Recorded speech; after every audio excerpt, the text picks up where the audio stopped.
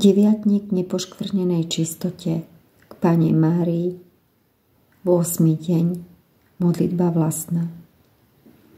Údajné zjavenia Panny Márie nepoškvrnenej čistoty v Litmanovej boli údajné zjavenia presvätej Bohorodičky Panny Márie, ktoré sa podľa pútnikov diali od 5. augusta 1990 do 6. augusta 1995 na hore Zvír pri obci Litmanová 2 dievčatám Ivete Korčákovej a Kataríne Češalkovej. Úcta k nepoškvrnenej čistote je medzi veriacimi živá dodnes.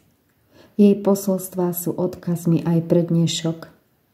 Jednou z foriem viery k Panne Márii je aj tento deviatnik, ktorý sa môže pre nás stať prameňom nových duchovných darov a prosieb.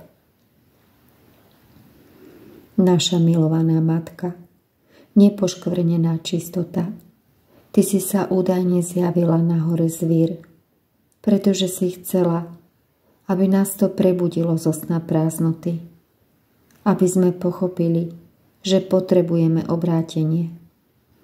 Ďakujeme, že si nám prisľúbila, že na hore Zvír zostávaš prítomná aj po skončení tvojich zjavení. Chceme uvažovať nad tvojimi posolstvami. Chceme zostať v srdci pre túto dobu, pretože potrebujeme byť viac jednoduchí a ostražití. Chceme zostať ako deti, úplne slobodné pre Boha. Milujeme ťa a prosíme ťa o tvoju modlitbu a pomoc na ceste do neba, kde nás čakáš, ako si nám to prisľúbila v poslednom posolstve 6. augusta 1995. Modlíme sa tak, ako si nás naučila. Nepoškvrnená čistota, pomôž mi udržať čistotu srdca. Amen. Mária, Matka naša, skryj nás pod svoj plášť. Mária, Matka naša, skryj nás pod svoj plášť. Mária, Matka naša, skryj nás pod svoj plášť. Nepoškvrnená čistota, pomôž mi udržať čistotu srdca. Panna Mária, pomôž nám zrodiť sa pre modlitbu nášho života. Nechceme byť slepí pre toľkou Božou láskou. Nechceme sa naplňať falošnými láskami tohto sveta a vyhadzovať pravú lásku. Nauč nás využívať najsvätejšie sviatosti, ako máme, a viac do hĺbky. Nauč nás modliť sa viac do hĺbky. Ak sa budeme cítiť slabí, všetky svoje slabosti vložíme do tvojho srdca, aby sa Boh cez nás mohol prejaviť vo svojej sile. Nedovoľ, aby sme sa slepo nechali zotročovať týmto svetom a potom milovali povrchne. Boh je láska.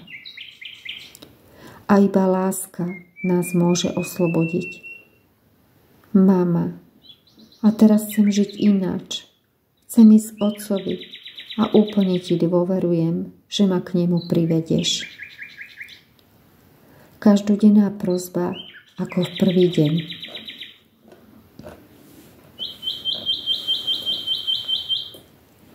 Nepoškvrnená čistota Panna Mária, prichádzam tebe s najväčšou dôverou.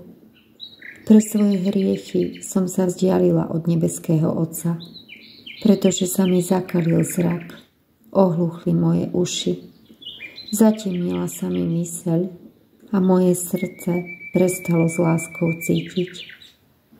Moja duša je vystavená v tejto mojej tme mnohým nebezpečenstvám. Preto s úprimnou ľútosťou padám tvojim nohám a prosím ťa o pomoc. Očist moje oči, aby som videla. Očist moje uši, aby som správne počula. Očist moje srdce, aby som s láskou svojho Boha, samú seba a všetkých ľudí milovala. Očist celú moju dušu i telo a posilni môjho ducha a vypros mi u Ježiša milosť, aby som na ceste do neba vytrvala a svoju dušu pred hriechom ochránila. Prosím ťa, nepoškvrnená čistota, pomôž mi aj dnes v mojej špecifickej prosbe. Tu predniesť svoje prosby.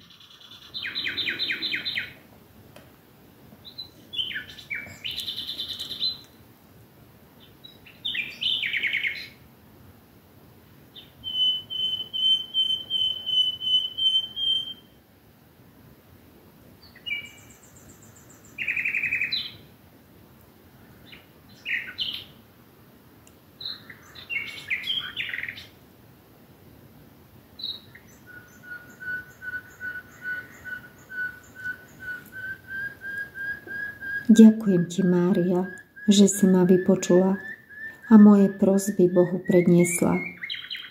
No ak je Božia vôľa, aby som i naďalej zotrvala v tomto kríži a zármutku, vypros mi vytrvalosť a trpezlivosť, aby som mohla všetko trpezlivo znášať na väčšiu Božiu česť a slávu a na spásu mojej duše.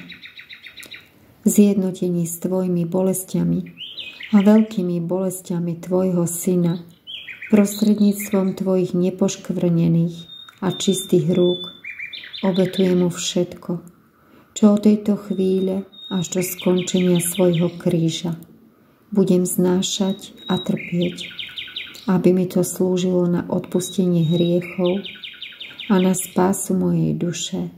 Amen.